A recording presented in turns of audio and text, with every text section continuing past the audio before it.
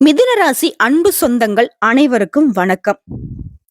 எந்த ஒரு நோய் நொடியும் இல்லாம செல்வ செழிப்போட வாழ்வாங்கு வாழ உங்களுக்காக அந்த இறைவனை பிரார்த்தித்து இந்த வீடியோ பதிவை நான் தொடங்குறேன்.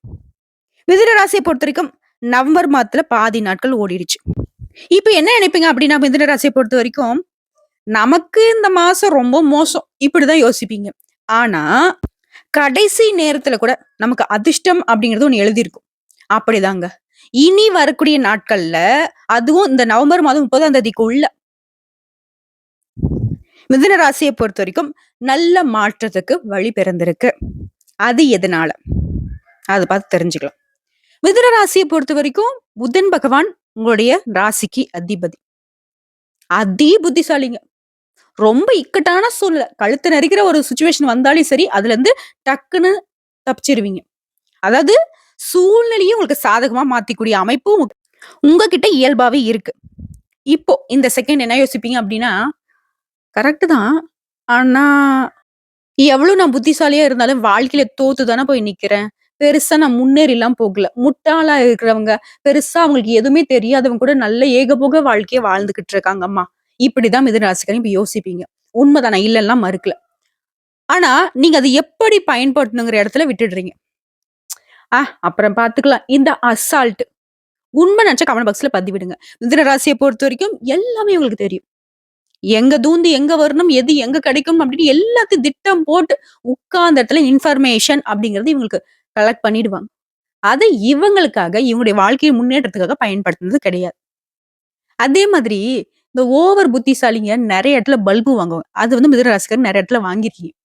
மிதுன ராசிக்கு எந்த இடத்துல வீக்னஸ் தெரியுமா? உங்கள ஒருத்தங்க புகழ்ந்து பேசிட்டா, அந்த இடத்துல வந்துட்டு சுத்தமா மயங்கிருவீங்க. எல்லாத்தையும் குடுத்துருவீங்க. அதே மாரி எல்லா விஷயத்தையும் சொல்லிடுவீங்க. இதனால தான் நெறைய இடத்துல தோத்து போய், நெறைய பணத்த இழந்து, கஷ்டப்பட்டு, அசிங்கப்பட்டு, அவமானப்பட்டு இப்பயே நிக்கிறீங்க. அப்ப யோசிச்சிருப்பீங்க. முன்னாடி எனக்கு தோணுச்சு. இருந்தாலும் பாத்துக்கலான்ற மாரி விட்டுட்டம்மா. உண்மதானே? இப்படிதான். உறவுக்காரங்களும் சரி எல்லாருமே. ஆனா, உங்களுடைய திறமைய சுத்தி இருக்கவங்க கரெக்ட்டா பயன்படுத்திப்பாங்க. அவங்களுடைய மூளையெல்லாம் வந்துட்டு ஃப்ரெஷ்ஷா அப்படியே ஃப்ரிட்ஜ்ல வச்ச மாரி இருக்கும். உங்களுடைய மூளைய மட்டும் போட்டு புழிஞ்சு கசக்கி, "அப்பா உன்னால தாம்மா முடியும்பா. நீ தான் எனக்கு பண்ணி குடுக்கணும்பா." இப்படி எல்லாமே உசுப்பேத்தி, உசுப்பேத்தி உங்களுடைய உடம்ப ரன்னகலம் பண்ணியிருப்பாங்க. உண்மதானே? இப்படிப்பட்ட நிலையில, ஒரு மாதிரி ரொம்ப கஷ்டப்பட்டு உட்கார்ந்திருக்கக்கூடிய மிதுன ராசிக்கு, இந்த நவம்பர் மாதத்துல பாதி நாட்கள் கஷ்டத்த குடுத்திருந்தாலும், எந்த ஒரு முன்னேற்றத்தையும் குடுக்காம போயிருந்தாலும், இனிமே வரக்கூடிய நாட்கள்ல நல்லா இருக்க போகுதுங்கிறத நான் உணர்த்துறேன். அது எப்படிங்கிறத பார்க்கலாமா? அதாவது இந்த நாட்கள பொறுத்தவரைக்கும் சந்திர பகவானுடைய பெயர்ச்சி இருக்கு. கும்ப ராசியில சனி பகவான் வக்ர நிவர்த்தி ஆகிட்டாரு. சூரிய பகவான பொறுத்தவரைக்கும் துலாம் ராசியிலிருந்து விருச்சிக ராசிக்கு பெயர்ச்சி ஆகிட்டார். மேலும் சொல்லணும்னா, விருச்சிகத்துல இருந்து சூரியனும், புதனும் சேர்க்கையினால புதாதிய ராஜயோகம் உருவாகியிருக்கு. இதனால நம்முடைய மிதுன ராசிக்கு அதிர்ஷ்டமான காலகட்டம். புரியுதுங்களா? குறிப்பா சனி பகவானுடைய வக்ர நிவர்த்திங்கிறது சஷ யோகத்தை ஏற்படுத்தியிருக்கு. அடுத்ததா விருச்சிகத்துல சூரிய பகவானும், புதன் பகவானும் இணைந்து இருக்கிறதுங்கிறது புதாதிய யோகத்தை ஏற்படுத்தியிருக்கு. புதன் பகவான் யாரு? உங்களுக்கு அதிபதி. சூரிய பகவான் யாரு? நவகிரகங்களின் முதல்வன். இவங்க 2 பேருங்கிறது வந்து ரொம்ப வெளிச்சமான வாழ்க்கைக்கு வழிகாட்டும். ரொம்ப பிரகாசமா இருக்கும். என் வாழ்க்கையே இருண்டு போச்சுப்பா. என் வாழ்க்கைய நான் தொலைச்சிட்டேன்ப்பா. எல்லாம் முடிஞ்சது. இப்படி இருக்கக்கூடிய நிலையில கூட இந்த 2 யோகமும் உங்களுக்கு நல்ல ஒரு எதிர்காலத்தை ஏற்படுத்தியிருக்கு. புரியுதுங்களா? இப்போ இத அடிப்படையா வச்சு மிதுன ராசிக்கான பலன்கள்னு பார்த்தோம்னா, ஏற்றமான சூழல் இருக்கும். சொந்தமா தொழில் செய்றீங்க, வியாபாரம் பண்றீங்க, வணிகம் பண்றீங்க அப்படின்னாக்கா, அது தொடர்பான சவால்களை எல்லாமே சந்திப்பீங்க. ஆனா பிரச்சனையே எதுவுமே இல்லாத மாரி சமாளிச்சு வெற்றி அடைஞ்சிருவீங்க. பொருளாதார ரீதியா உங்களுக்கு இருக்கக்கூடிய நிதி நிலை நெருக்கடி அப்படிங்கிறது உங்கள விட்டு விலக போகுது. பண வரவு பல விதங்கள்ல உங்களுக்கு வந்து சேரும். தொழில்ல பொறுத்தவரைக்கும் கடுமையான போட்டிய சந்திக்க நேரிட்டாலும், உங்களுடைய சமயோகித புக்தியினால அத சமாளிச்சிருவீங்க. அடுத்த உத்தியோக பணிகள்ல இருக்கக்கூடிய அன்பர்களுக்கு பணி சுமை குறையுங்க. ரொம்ப வந்துட்டு என்னடா இது எல்லா வேலையும் நம்ம தலையில கட்டுறாங்களே! இப்படி கூட யோசிச்சிருப்பீங்க. அந்த நிலை மாறும். சக ஊழியர்கள்கிட்ட நீங்க எதிர்பார்த்த ஆதரவு கிடைக்கும். முன்னாடி அந்த மிதுன ராசிக்காரங்க ரொம்ப துருதுருன்னு இருக்கிறதுனால, கூட வேலை செய்றவங்களும் நம்ம கிட்ட கலகலப்பா இருக்கணும் அப்படிங்கிறது ரொம்ப வருத்தத்துக்குரியதா இருந்துச்சு இல்லையா? அந்த நிலை இனி இல்லைங்க. அதே மாரி இந்த காலகட்டத்த பொறுத்தவரைக்கும் உங்களுடைய முன்னேற்றம் அப்படிங்கிறது கடின உழைப்பாலும், உங்களுடைய முயற்சியினாலயும் கண்டிப்பா கிடைக்கும். அதே நேரத்துல பணத்தையும் புத்திசாலித்தனமா செலவு பண்ணுவீங்க. காதல், உறவு அப்படிங்கிறதும் மேம்பட்டு நிக்கும். பண விஷயத்த பொறுத்தவரைக்கும் இந்த காலகட்டத்துல குறைவே இருக்காது. அதே சமயத்துல சில தேவையற்ற செலவுகள் உங்கள தேடி வரும். அந்த செலவுகள மட்டும் நீங்க ஒதுக்கி வைக்கணும். அவசியமா அப்படிங்கிறத யோசிச்சு தான் செலவு பண்ணணும். யாருக்கும் கடன் கொடுக்கக்கூடாது, கடனும் வாங்கக்கூடாது. உடல் ஆரோக்கியத்த பொறுத்தையும் சற்று கவனமா இருக்கணும். அதே மாரி பாலிய நண்பர்களுடைய சந்திப்பு அப்படிங்கிறது உங்க மனசுக்கு ரொம்ப ஆறுதலா இருக்கும். பழைய விஷயங்கள்லாம் பேசி சந்தோஷப்படுவீங்க. அலுவலக பணிகள் இருக்கக்கூடிய நண்பர்களுக்கு உங்களுடைய வேலையில கொஞ்சம் கவனமா இருங்க. இப்போதைக்கு நீங்க எதிர்பார்த்த சலுகைகள் கிடைக்கும். சிலருக்கு இடமாறுதலும் கிடைக்கும். வியாபாரத்தை பொறுத்தவரைக்கும் நீங்க எதிர்பார்க்கக்கூடிய லாபம் கிடைக்கும். வியாபாரத்தையும் விரிவுபடுத்துவீங்க. உங்களுடைய முயற்சியும் உழைப்பும் அப்படிங்கிறது உங்களுக்கு உயர்வான நிலையை ஏற்படுத்தி கொடுக்கும். அடுத்த குடும்பத்தை நிர்வகிக்கும் பெண்மணிகளுக்கு செலவால ரொம்ப கஷ்டப்பட்டீங்க இல்லையா? அந்த செலவுகள் கட்டுக்குள்ள வரும். உங்களுடைய சேமிப்பு உயரும். குடும்பத்தை பொறுத்த வரைக்கும் நீங்க எதிர்பார்த்த சுப நிகழ்ச்சிகள் நடக்கிறதுக்கான வாய்ப்புகள் உண்டு. உறவுக்காரங்களுடைய வருகையினால மனசுக்கு மகிழ்ச்சி உண்டு. அடுத்த அலுவலக பணிகளுக்கு செல்லக்கூடிய பெண்மணிகளுக்கு அலுவலகத்துல நீங்க எதிர்பார்த்த சலுகைகள் கிடைக்கும். எதிர்பார்க்க முடியாத அளவிற்கு உயர் அதிகாரிகளுடைய ஆதரவு உண்டு. சில சூட்சங்களையும் உங்களுடைய அலுவலக பணிகள்ல இருந்து கத்துப்பீங்க.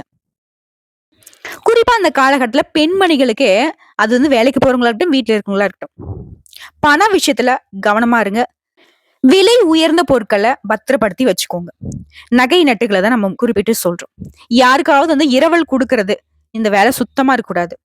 இன்னும் நம்மளுடைய பொருளை நம்ம பாதுகாப்பா வச்சுக்கிற மாதிரி மத்தவங்க வச்சுக்க மாட்டாங்க. உடைய இலகன மனசுக்கு யார் என்ன கேட்டாலும் கொடுக்கக்கூடிய குணம் தான். இதால தான் நான் குறிப்பிட்டு சொல்றேன். ஏன்னா அது உங்களுக்கு சிக்கல்களை உண்டாக்குறதுக்கு வாய்ப்பு இருக்கு. அதே மாதிரி அக்கம் பக்கத்துல இருக்கிறவங்கள அனுசரிச்சும் நடந்துக்கோங்க. உங்களுடைய பர்சனல் விஷயத்த, குடும்ப விவகாரத்தை வெளியில பேசாமல் இருக்கிறது ரொம்ப நல்லது மிதுனத்தை பொறுத்த வரைக்கும். மத்தபடி எல்லா விதங்களையும் ஆறுதல் தரக்கூடிய விதத்தில் தான் சாதகமா தான் அந்த 2 யோகத்தினால அமைஞ்சிருக்கு. குறிப்பா இந்த காலகட்டத்தை பொறுத்த வரைக்கும் உங்களுடைய ஜாதகத்துல சூரிய பகவான் விருச்சிக ராசியில இருக்காரு, செவ்வாய் பகவான் கடக ராசியில இருக்காரு, புதன் பகவானும் விருச்சிக ராசியில சூரிய பகவானோட கூட்டணியில இருக்காரு இல்லையா? அடுத்த ரிஷப ராசியில குரு சஞ்சரிக்கிறார். சுக்கிர பகவான் தனுசு ராசியில இருக்காரு, சனி பகவான் கும்பத்திலே வக்ர நிவர்த்தி ஆகியிருக்காரு. மீன ராசியில ராகு பகவானும், கன்னி ராசியில கேது பகவானும் கிரகங்கள் இந்த சஞ்சரிப்பினால உங்களுக்கு வரக்கூடிய எதிர்ப்புகளை எல்லாமே புத்திசாலித்தனத்தால முறியடிப்பீங்க. புதனை அதிபதியாக வச்சிருக்கிறதுனால, சூரிய பகவானை பொறுத்த வரைக்கும் உங்க ராசிக்கு 6ஆம் இடத்துல அமர்ந்திருக்கிறதுனால வரவு கண்டிப்பா இருக்கும். செலவுகளை கட்டுக்குள்ள வச்சுப்பீங்க. ஆனா வரவை கரெக்டா தான் செலவு பண்ணணும். திட்டமிட்டு செலவு செய்யணும். அப்பதான் பண தட்டுப்பாடு ஏற்படாம பாத்துக்க முடியும். இறைவனுடைய அனுகிரகத்தினால எப்படியாவது உங்களுக்கு பணம் சேர்ந்துகிட்டே இருக்கும். இதனால மனசுக்கு நிம்மதி ஏற்படுத்தும். வியாபாரத்தை பொறுத்தவரைக்கும் வியாபாரத்துல இருந்த சங்கடங்கள் விலகி நல்ல அனுகூலமான பலன் கிடைக்கும். சந்திர பகவான இடப்பெயர்ச்சி அப்படிங்கிறது தொழிலுக்கு ஏற்றமான பலனை கொடுக்குதுங்க. செவ்வாயை பொறுத்த வரைக்கும் 2ஆம் இடத்துல இருக்கிறதுனால விவசாயத்துல இருக்கக்கூடிய அன்பர்கள் உங்களுடைய தொழில்ல அதிக அக்கறை காட்டணும். காலம் அறிந்து பயிர் செய்யணும். அதே மாதிரி திட்டமிட்டு தாங்க நீங்க விவசாயத்தை பண்ணணும். அடுத்த வீடு மனை வாங்குவதற்கான வாய்ப்புகள் அதிகமா இருக்கு. குடும்பத்துல குதூகலம் நிலவும். புதன் பகவானுடைய 6ஆம் இடத்துல அமர்வுங்கிறது அரசாங்க பணிகள்ல இருக்கிறவங்களுக்கு அற்புதமான பலன்களை பெற முடியும். நடக்குமா நடக்காதா இப்படி நினைச்ச காரியங்கள் எல்லாமே தடையில்லாம நடந்து முடியும். சந்தோஷத்தை கொடுக்கும். மனசுக்கு மகிழ்ச்சியாக அதிக பணம் வரும். இன்னும் சொல்ல போனாக்கா அந்த பணத்தை உங்களுடைய மன மகிழ்ச்சிக்காக செலவு பண்ணுவீங்க. குருவை பொறுத்த வரைக்கும் 12ஆம் இடத்துல இருக்கிறதுனால நீண்ட காலமாக உங்களுக்கு தொல்லை கொடுத்துட்டு வந்த நோய் உங்களை விட்டு அகலும். ஆன்லைன் வர்த்தகங்கள் சூடு பிடிக்கும். அரசாங்க உத்தியோகத்துல இருக்கிறவங்களுக்கு பதவி உயர்வு கிடைக்கும். குறிப்பா சுக்கிரனுடைய 7ஆம் இடத்துல அமர்வுங்கிறது புதிய சொத்துக்களை வாங்குவீங்க. உறவுக்காரங்களும் சரி, நண்பர்களும் சரி, உங்க மனசுக்கு ஆறுதல் கொடுக்கிற மாதிரி தான் நடந்துப்பாங்க. அதே மாதிரி இழுபறியாக இருந்த வழக்குகள் உங்களுக்கு சாதகமான அமைப்புல வெற்றியை கொடுக்கும். அடுத்த சனி பகவானை பொறுத்த வரைக்கும் 9ஆம் இடத்துல இருக்காரு. உங்களுக்கு சம்பந்தம் இல்லாத காரியத்துல பட்டும் படாம நடந்துக்கிறது ரொம்ப நல்லது. யாராவது உங்ககிட்ட ஏதாவது ஒண்ணு கேக்குறாங்க, தெரியுதோ தெரியலையோ ஓரளவுக்கு மட்டும் பேசுங்க. டீப்பா பேசுறது வேணாம். யாருடைய விஷயத்திலும் தலையிடாமல் இருக்கணும். அடுத்த ராகு பகவானை பொறுத்த வரைக்கும் 10ஆம் இடத்துல இருக்காரு. பெரிய மனுஷங்களுடைய சந்திப்பு கிடைக்கும். அவனுடைய சந்திப்புங்கிறது உங்க வாழ்க்கைக்கு ஒரு நல்ல முடிவை கொடுக்கும். அடுத்ததா கேது பகவானை பொறுத்த வரைக்கும் உங்க ராசியில 4ஆம் இடத்துல அமர்ந்திருக்காங்க. இத பொறுத்து வீடு, மனை வாங்கி பத்திரம் பதிவு செய்வீங்க. இப்ப சொல்லுங்க மிதுன ராசி அன்பர்களே, எந்த அளவுக்கு இந்த நாட்கள் எல்லாமே உங்களுக்கு சாதகமா இருக்கு? அப்படி டக்குன்னு எல்லா கிரகங்களும் உங்களுக்கு சாதகமான அமைப்புல எங்கெங்க உட்கார்ந்துகிட்டு எப்படி எப்படிலாம் உங்களுக்கு பலன்கள் கொடுக்குறாங்கிறது இப்ப பார்த்திருக்கீங்களா? தெளிவா இருக்கா? சந்தோஷமா இருக்கா? இப்படிதான் அடுத்தடுத்து வரக்கூடிய நாட்கள் உங்களுக்கு இருக்க போகுது. உங்களை பொறுத்த வரைக்கும் அதிர்ஷ்டமான நிறம் அதிகமா கருப்பு நிறத்தை பயன்படுத்துங்க. அதிர்ஷ்டமான எண் 5.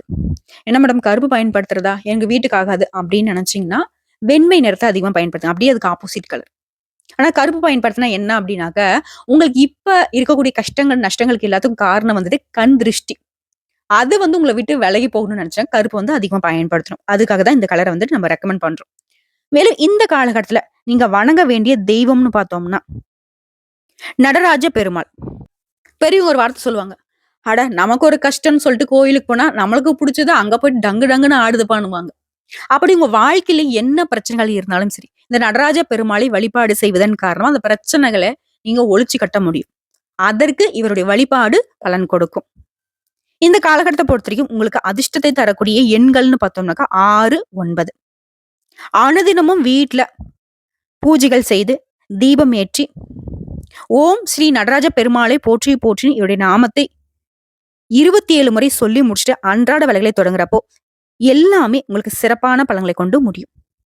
இந்த வீடியோ பதிவு உங்களுக்கு பிடிச்சிருந்தா வீடியோக்கு லைக் பண்ணுங்க, நம்ம சேனல் சப்ஸ்கிரைப் பண்ணுங்க, மேலும் பிடிச்சிருங்க ஃப்ரெண்ட்ஸ் அண்ட் ஃபேமிலிக்கு ஷேர் பண்ணுங்க.